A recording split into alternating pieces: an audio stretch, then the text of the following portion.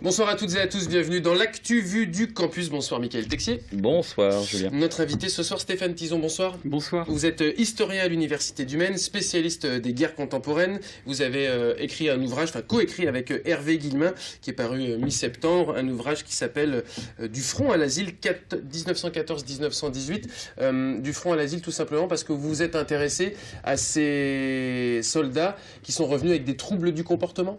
Voilà, on s'est intéressé d'abord aux archives dont vous pouvez disposer dans l'Ouest, notamment au Mans, à Alençon, à Mayenne, au dossier des patients. Et à partir de là, on a essayé de reconstituer les différents itinéraires de ces hommes choqués par le combat ou incorporés parce qu'ils étaient considérés à l'époque comme débiles ou idiots. Les gens qui sont trisomiques peuvent être incorporés pendant la Grande Guerre et on les retrouve évidemment parfois dans les asiles pour un certain nombre d'entre eux. Donc ce sont toutes ces histoires-là finalement qu'on a essayé de restituer, de reconstituer. Mais vous racontez l'histoire de ces hommes ou l'histoire de leur traumatisme, de ce qu'ils ont subi? Les deux, c'est-à-dire à la fois les traumatismes subis liés au choc du combat, aux ensevelissements dans les tranchées, sous les bombardements, le choc de l'obus, mais également on voit aussi arriver des hommes qui sont usés par la fatigue, qui développent des pathologies spécifiques, l'anxiété, ou alors qui développent une forme plus rapide de syphilis. À l'époque, la syphilis se termine par la folie, et donc on les voit arriver bien plus jeunes finalement dans les asiles. Nous, on parle de ces traumas, de ces individus, des médecins qui les soignent, de la façon dont on traite ces pathologies.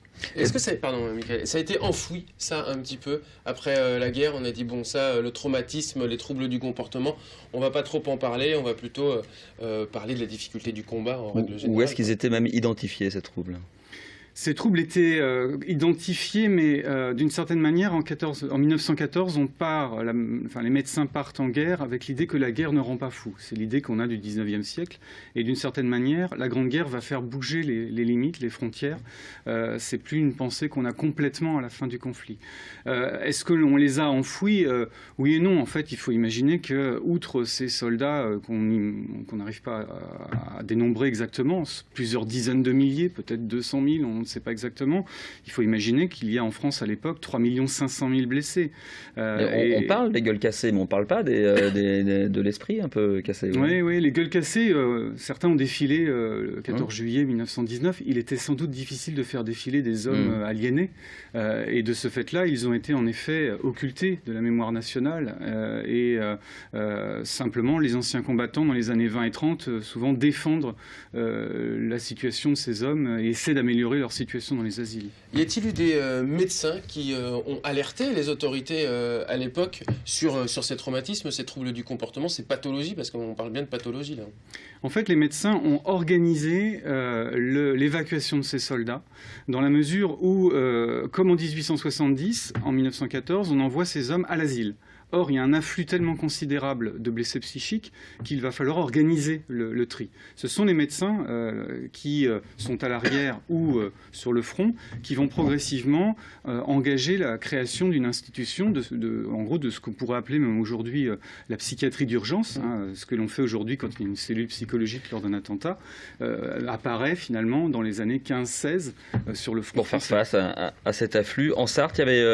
est-ce qu'en Sarthe, à l'arrière donc, il y avait des endroits où on internait, ou je sais pas, où on mettait à l'asile, où on soignait? Alors d'abord c'est l'asile qui était près de la gare, Étoque de Mazie, qui accueillait ces hommes à partir de 1914. Et puis à partir de 1915, à l'hôpital du Mans, il y a une structure spécifique qui se met en place, un centre neuropsychiatrique qui va être distinct d'ailleurs en 1916, une salle neurologique et une salle psychiatrique.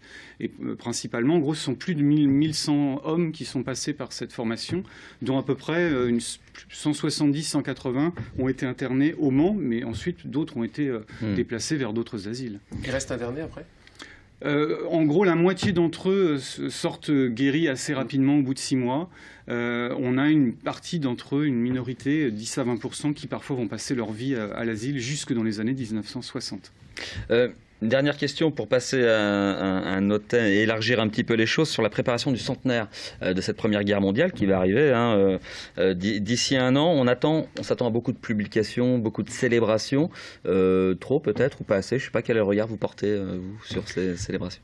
On verra pour l'instant les chiffres qui sont assez considérables, à la fois en termes de publications. On attend au moins 500 publications à partir du mois de janvier. Il y aura sans doute plusieurs milliers de manifestations dans toute la France.